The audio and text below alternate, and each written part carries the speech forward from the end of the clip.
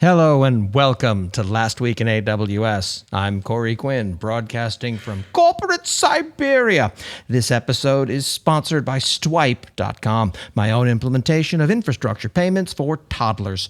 My personal favorite part is how the juice box drains as you scroll. No, the product isn't real, but that likely won't stop it from raising a giant pile of money based on vibes. Now let's see what AWS has for us last week. The Management Console now supports settings to control service and region visibility. Hiding services from the console is the cloud equivalent of putting child locks on the liquor cabinet. It won't stop anyone determined to spin up SageMaker in US West 2, but it might reduce the number of "what is this $400 charge" Slack messages by a comforting margin. IAM still does the actual work, obviously. I sure wish that there were a good way to only list S3 buckets that a principal has access to, but maybe by 2035.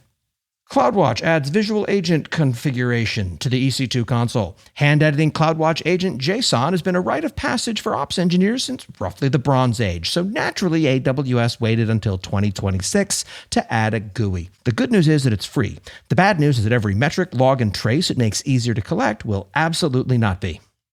AWS announces Amazon Connect Decisions. Naming a supply chain AI product Amazon Connect Decisions when Amazon Connect is the contact center service, that's a bold move. Somewhere, a poor solutions architect is explaining to a confused customer why their call center won't forecast inventory. 30 years of Amazon operational science apparently didn't include checking if the name was already taken, and if so, are they at least targeting the same buyer persona? Amazon Connect Talent for AI-powered hiring, now available in preview. Amazon, the company famous for its warm and humane hiring practices, would now like to sell you the AI that conducts your interviews. Beware, they don't mention the part where, if the candidate is sitting in any number of jurisdictions like New York City, use of an AI hiring tool requires disclaimers and work that the terms of service put squarely on you. How customer obsessed!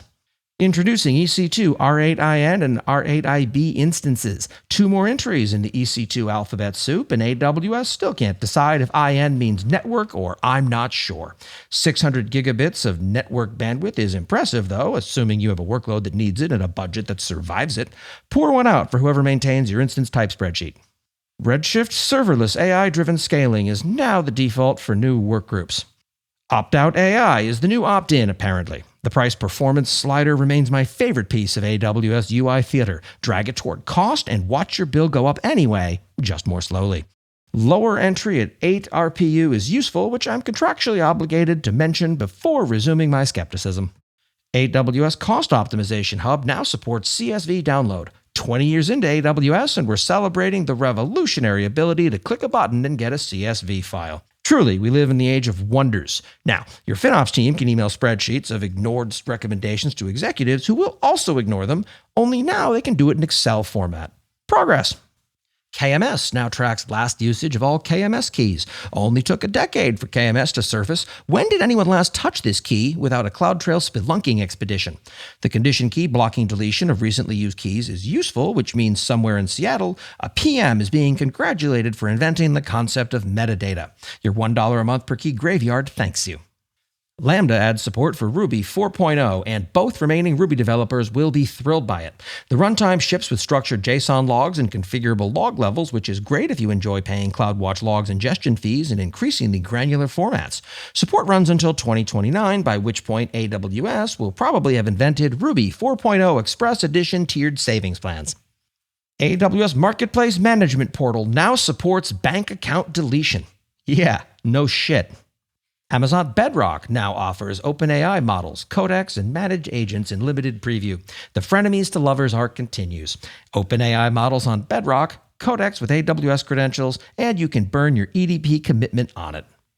CloudFront now supports invalidation by cache key, tagging cached objects so you can invalidate them in groups, a feature CDN competitors shipped roughly when dinosaurs roamed the earth. The catch? Each cache key is priced as one path, so AWS found a way to monetize the convenience of not tracking individual URLs yourself. Innovation!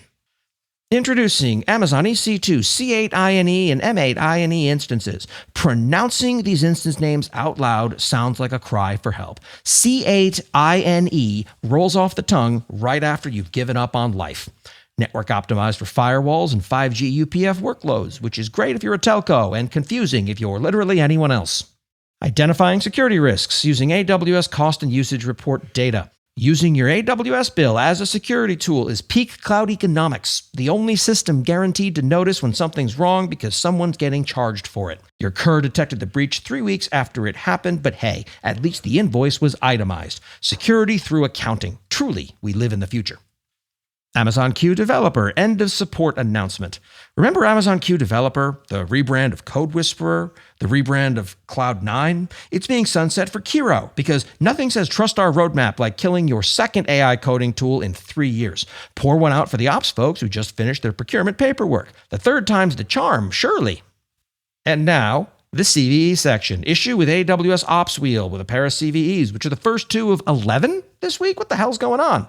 Anyway, turns out the tool your team uses to decide who runs stand-up also skipped verifying JSON Web Token signatures entirely. Anyone with the API gateway URL could spin the wheel of tenant data deletion, patch it, or at least hide it behind WAF before someone randomly selects your production database for termination. I love this tool so much. Issues in Tough Library and Tough Tools CLI utility. 3 CVEs in this one, and the library literally named Tough, which turns out to be less tough than advertised. The update framework needed an update. No workarounds exist, so upgrade to Tough 0.22.0 and Tough Tools 0.15.0 before someone writes a CVE with your name attached to it. CVE 2026-7191, arbitrary code execution via sandbox bypass and QAnon bot on AWS. And yes, you're going to say that. It's not pronounced that way, but that's how it's spelled. Turns out the NPM package, literally named static eval, wasn't quite as static as advertised. Who could have foreseen that shipping a JavaScript expression evaluator into a Lambda fulfillment context might end poorly? Patch to 7.3.0 because there's no workaround, just the cold comfort that exploitation requires admin access you've presumably already over-provisioned. Issue with free RTOS plus TCP, MAC address validation bypass, and ICMP echo reply integer underflow. Yeah. Terrific. Spare a thought for the embedded engineers who now get to push firmware updates to a fleet of devices last touched in 2019 by an intern who's since become a dentist. Another one, integer underflow and DHCP v6 sub-option parser and free RTOS plus TCP. Great. Another one.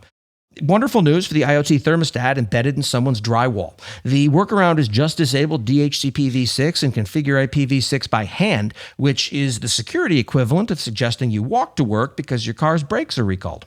And finally, issue with free RTOS plus TCP IPv6 router advertisement memory safety issues. Great. Apparently exploitable by anyone on your local network with no auth required. The good news is that there's a patch. The bad news is you have to find every embedded device running this stack and update it, which is to say you'll be doing this until 2034.